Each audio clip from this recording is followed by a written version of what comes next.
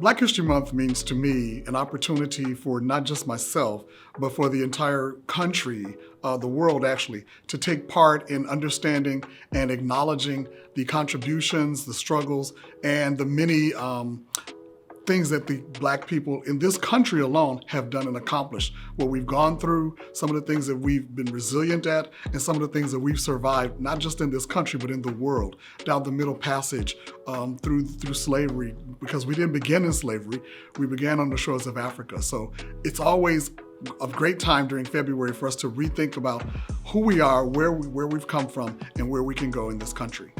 What I love about my cultural heritage is that it is rich and it is long and it's sustainable.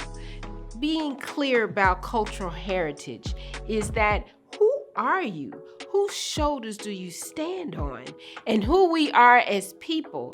Now, some people use the term Black. Some people say Africans, African American, Africans in America. I say African descendant. I am all those things.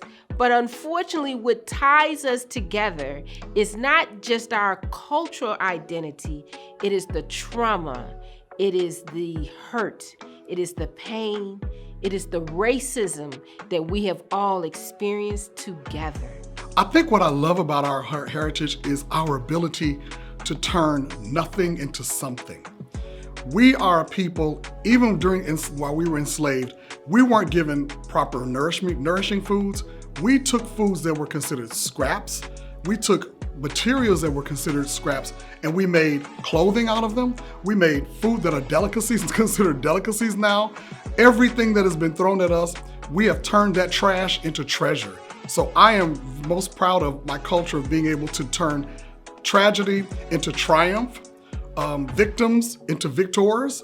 So I'm just very proud of who we are and what we do and what we stand for and what we overcome.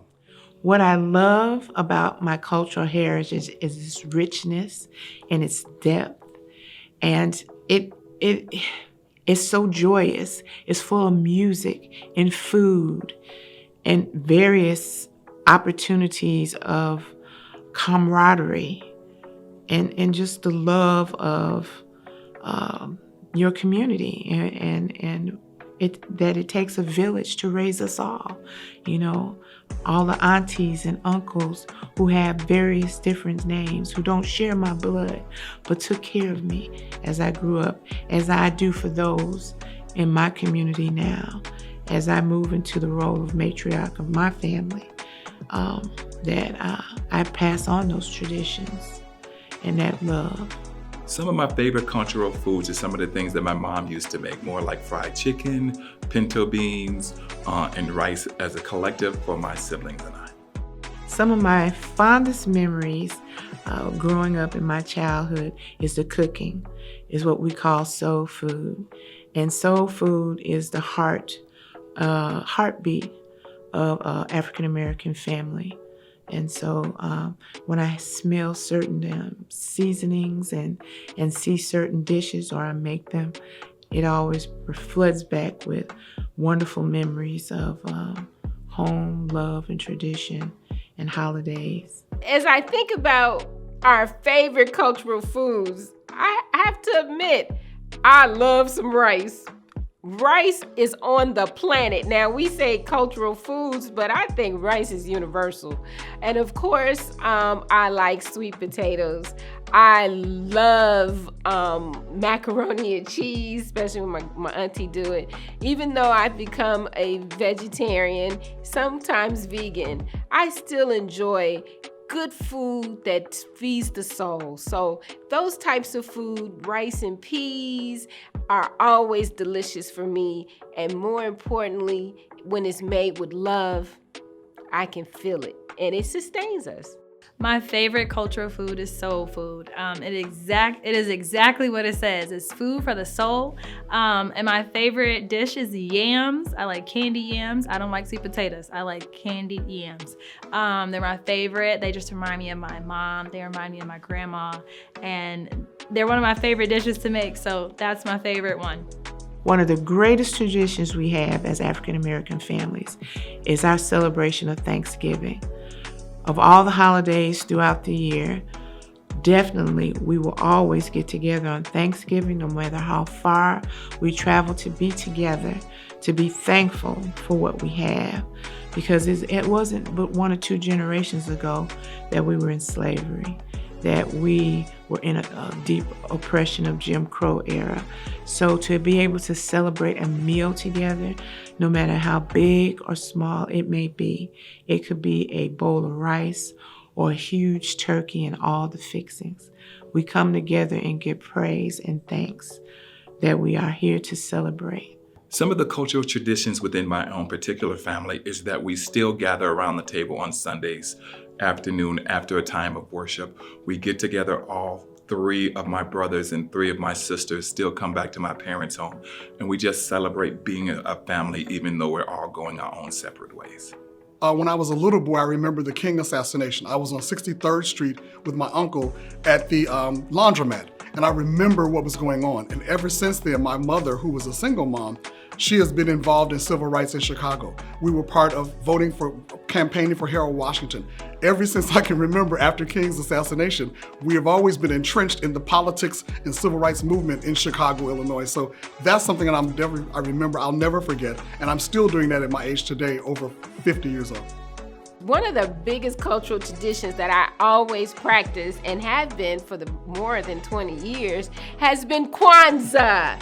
Kwanzaa is an African in America tradition. We've been doing it for more than 20 plus years.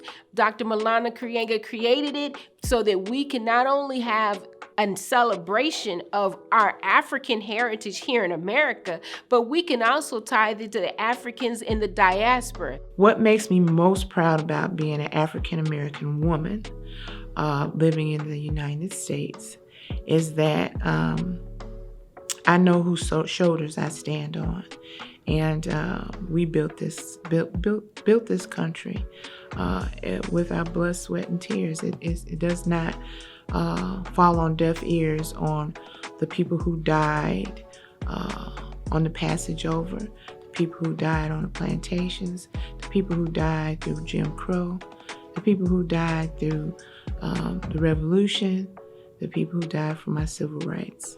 I think the word that best represents us as a people and as a culture is survivor. We have survived.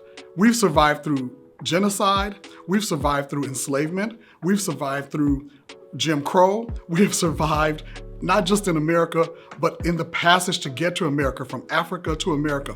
My people survived. And no matter what anyone has tried to do to get rid of us, to wipe us off the face of the earth, and to wipe our name and our culture out of the memories of people, we have survived. So among all the things that we really are, for me, we are survivors, and we'll continue to survive and thrive.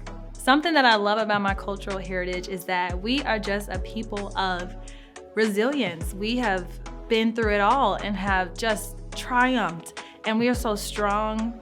I am so proud to come from a culture that is so brilliant and knowledgeable and just so creative and innovative and just amazing in its totality. I think with knowing my heritage and my history, I am proud to be a Black woman. I think that it is fulfilling to know that I come from such a great background. And having the knowledge to know the shoulders that I stand on, it is just a fulfilling thing to know that I come from great excellence and I walk with pride, my head held high.